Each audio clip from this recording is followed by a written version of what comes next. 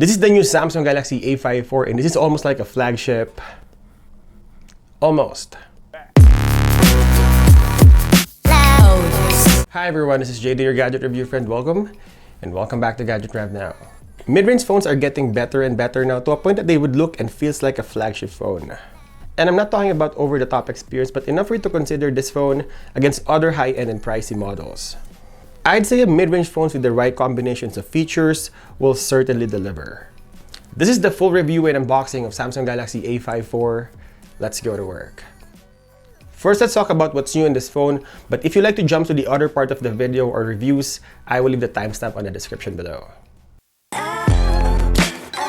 So what's new about the new Samsung Galaxy A54 5G? It has a slightly smaller 6.4-inch Super AMOLED screen with 120Hz refresh rate, much faster Samsung Exynos 1380 processor, base model is still 6GB of RAM and 128 storage configuration, triple rear cameras, but the third one is a macro camera, has micro SD card slot, IP67 water and dust resistance, 5000 mAh battery with 25 watts charging, still no wireless charging, and this phone is around $450. So that's all you need to know. Let's talk about my experience. First, let's talk about the performance. It's interesting how Samsung switched away from its in-house Exynos chip on the Flagship S series. There are now Snapdragon-powered processor across all regions, but then sticks with them in the mid-range series, so the new Galaxy A54 5G has a slightly more powerful Exynos 1380. The improvement that this new chip brings can be clearly seen in the Geekbench core. It's about the same in single core for A53, but totally improved in the multi-cores. Still, this is not quite the fastest phone in its class. Pixel 6a still is a better performing phone to my opinion. In real life, the Galaxy A54 5G performs mostly okay, not perfectly smooth, and the occasional micro stutter is noticeable. I think this is the biggest differentiation of this phone to the Flagship S series. The build quality, camera, and screen is good, but you will feel the difference in performance. It is quite obvious that this has mediocre processor. Alright, so the performance is good, but how about the camera? To begin with, I'm not really confident that this will take a new leap compared to the last year's Galaxy A53, but I'm still hoping it does. This phone is equipped with 50-megapixel f1.8 main rear camera with optical image stabilization, similar to what S23 and S23 Plus offers. Stabilization in particular is great to have in a mid-ranger since it helps with the camera's longer shutter speed in dim conditions for a cleaner image. The other cameras on the A54 are 32-megapixel selfie camera with okay quality, a 12-megapixel ultra-wide that's fine, and mostly a useless 5-megapixel macro because why not just a telephoto? Photos from the main camera in good lighting condition looks good, but that's true from pretty much every smartphone today. Even a budget Chinese phone will do the same. Samsung's processing leans into punchy colors that might not suit for everyone's taste, but the effect isn't strong to spoil your images. Videos are fine too, with recording available up to 4K 30fps. There's a helpful mode for extra stabilization, but you need to dial it down to 1080p 30fps to use it. But when I push the Galaxy A54's camera system in a more challenging condition, it doesn't hold up. In moderate lighting, portrait mode is a mess, missing subject separation. I will have a separate video of this versus Pixel 6a, and we will check how good the low-light image and video is compared to the mid-range camera king, the Pixel 6a, and also the mid-range Xiaomi Redmi iPhone SE 2022 and last year's Galaxy A53. This is the selfie camera of the Samsung Galaxy A54 UHD 30fps. And this is the rear camera, 4K 30fps. How's the performance and the quality of the video? Let's talk about the biggest overhaul, which is the design. This phone has upgraded the design compared to last generation, the Galaxy A53, though you may not notice it by looking at the screen. Most changes happen on the back of the phone. The most obvious is Samsung ditched the contour camera housing present on last year's model, instead opting for the same minimalist design as the Flagship S23 line. So you can proudly flash this phone, and some might not notice you're holding a mid-range phone because of its premium appeal. The simple trio of lenses on the rear is certainly one of the cleanest design today, especially compared to the rivals that uses huge circular and rectangular camera housing. It's perfect for those who want a minimalist look. The other big upgrade of the Galaxy A54 is the material used. Rather than going for a plastic back, Samsung has given the A54 that premium treatment with full glass. Now we're talking.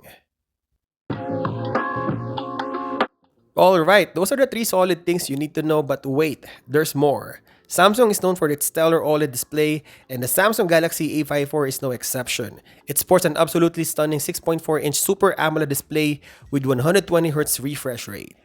Don't let the full HD resolution fool you. This is an excellent panel. Last year's display was good, but the A54 makes the colors jump off the screen. And speaking of colors, Samsung has turned the saturation level all the way up on the Samsung Galaxy A54.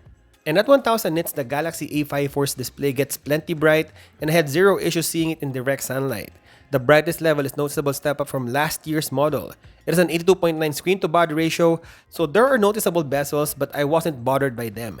It's a flagship quality panel. I'm just happy with some letdowns because I got more for the price. The 5000 mAh battery in this phone is the same size as last year, but with slightly better performance. I managed to get 6 to 7 hours of screen on time with Galaxy A54. I also kept the display brightness as close to 80% and didn't do a lot to conserve power, so I was pleased that this phone could make it through the entire day. We will do a separate battery test for this phone, so stay tuned. Charging speed is limited to 25 watts, and because of the battery exploding Samsung phones at the past, this will not change. Unfortunately, despite the swap of the glass back, wireless charging is not available on Galaxy A54. Well, I don't expect it either. The Samsung Galaxy A54 5G runs Android 13 with OneUI 5.1 out of the box. I like what Samsung has done with the software over the last few years. OneUI 5.1 is clean, well optimized, and intuitive.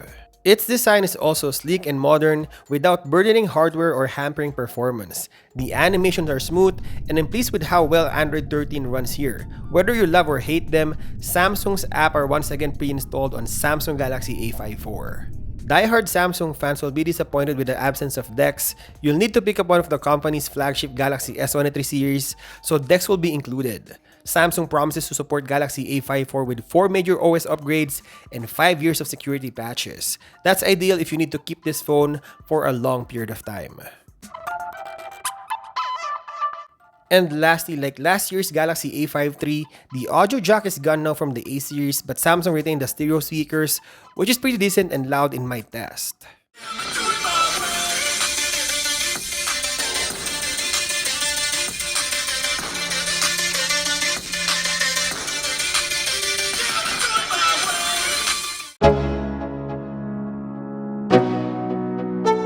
So this is the new Samsung Galaxy A54 5G. Is it worth it? The new Samsung Galaxy A54 5G is promising. I wouldn't lie, Samsung upgraded this phone to a point that there's no contention of buying it over the competition. The phone's design looks like S23 line, and the plastic back was upgraded to glass. The front screen is also good with that bright OLED screen with all its premium features, and I should say that the early stage of my review, the camera is promising and you will have micro SD card expansion for those 4K recordings and lots of photos.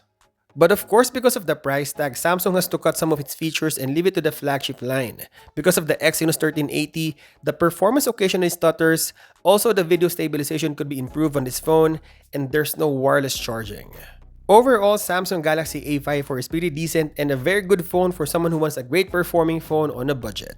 And with everything it offers from build, long-lasting software updates, good cameras, and excellent screen, Galaxy A54 is almost flagship. Well, almost. And there you go. Hope you enjoyed this video. I'll continue to compare this phone in our channel, so stay tuned. And as always, thank you guys for watching, and I'll see you in the next one.